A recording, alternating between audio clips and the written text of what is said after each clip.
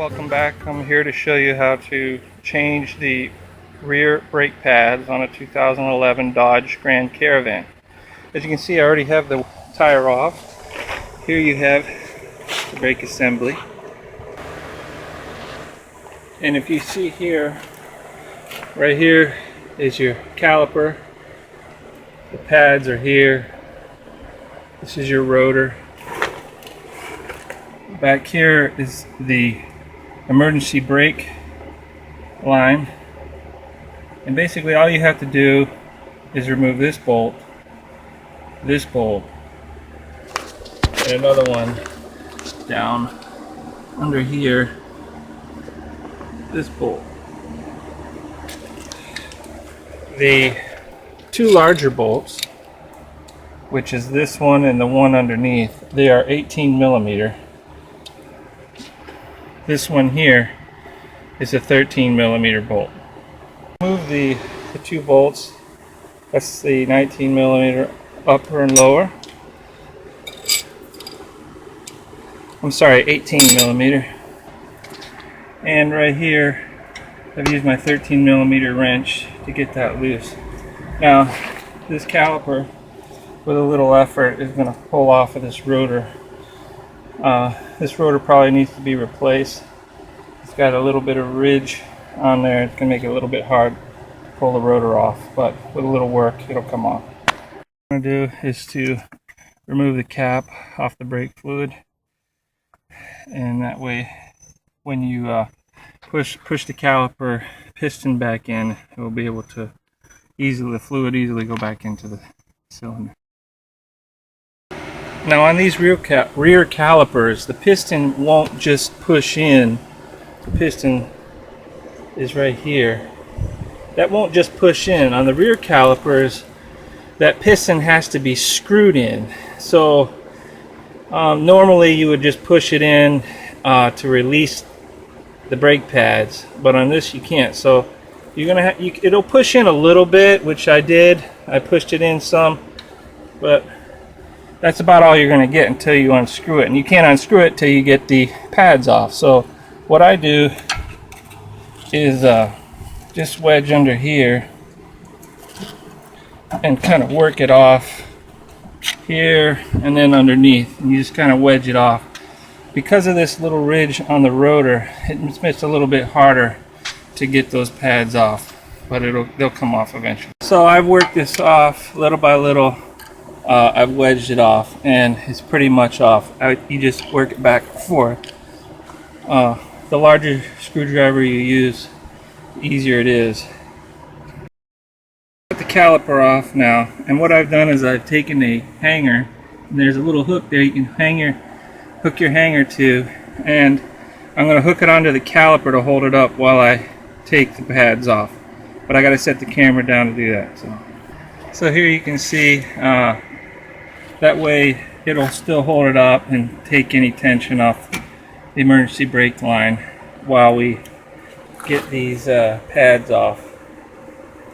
So now we take the pads off. So the pads just slide right out. You can see pretty much worn completely out. Now if you can see, there's the piston, and there's a special tool that you use to push that piston in and turn it at the same time. Now, I have done it both ways. I've actually used a pair of these channel lock needle nose. If you position it just right on those little marks, you can get it off, but it's better to use a tool because you don't want to damage the piston. Put the brake caliper up here and hung it with the hanger. You can see the piston, the master cylinder right there. It has a notch there and a notch there. You can, like I said, use these needle nose and try to fit them in perfect. You have to push in and turn. It's very difficult. Clockwise, but it's very difficult. Instead, you can get this kit from Advance Auto. They'll basically, it's called a loaner kit, but basically you got to buy it and then they'll fully refund your money when you're done with it. I'll tell you, when you go, something that happens when you get it, this is the main piece you're going to use. These little pegs right there and there are oftentimes missing, and also the peg that goes through that screw bowl is missing, and it was on this kit. But what I did was took a piece of wire and stuck it through there, so that'll enable me to use it. So once you get this kit, you'll put the right size tip on there that matches the same notches on the cylinder. So I'm going to go ahead and try to screw that in. We take this, you line it up with the tips, and you'll turn the piston. Now you're going to use some real elbow grease here because it is tight, but the more you tighten it, the easier it is as you go along. As you can tell, the cylinder is going in as I twist it. You just got to line this up. And you'll see that the cylinder has a shield, a plastic shield around it to help protect it. You want to be careful you don't damage that. I'm going to try to put it in a little bit more, and that'll be it. This clip was on here, and these slide in right here, and that's got to be in. There's 4 of them up here, down here, and 2 on the other side. This is your new shoe.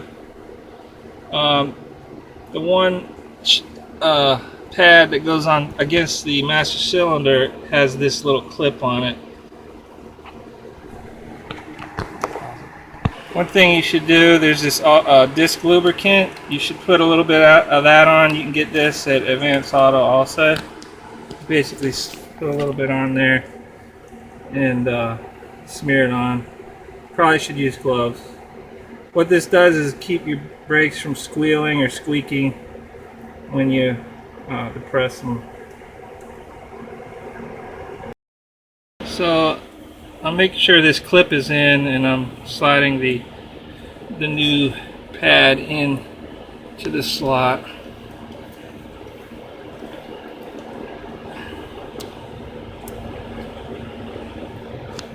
So I have the back shoe already on, and here's the shoe towards the front. So now that I have the shoes in there, I'm going to pull this hanger off, and now I'm going to try to slide this caliper up over the rotor.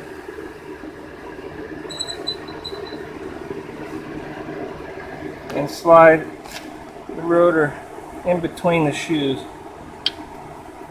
while still holding the shoes apart.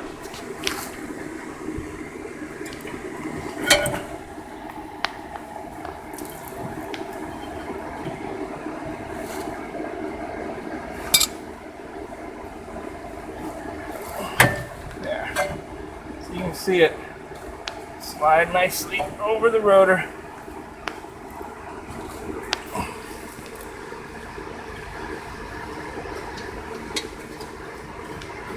Now we put our 18mm bolts back in. Alright, you still have this bolt up here to put back on with that bracket. So 13mm screw. I will say that this part is much easier to do sitting in a chair than being on your knees. Once you get this bolt on, the only bolt left is right here. So everything now is back on. Caliper is completely set, and you can see the new pads are on there nice.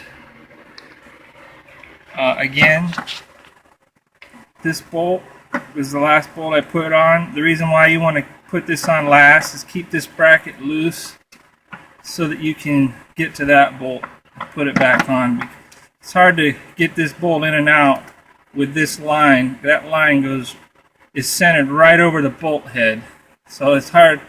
In order to back the bolt out, the whole bracket and this has to come off at the same time, so that's got to be loose and off. And again, the other bolt that we did is right there, and I've already tightened that. Sorry,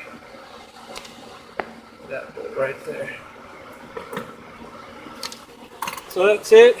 Now you just put your tire back on and your lug nuts, and you're good to go. Also remember to put on your cap on your brake fluid up on the main front. Anyway, this is Mike. Hope you enjoyed it and it helps. I'll talk to you next time.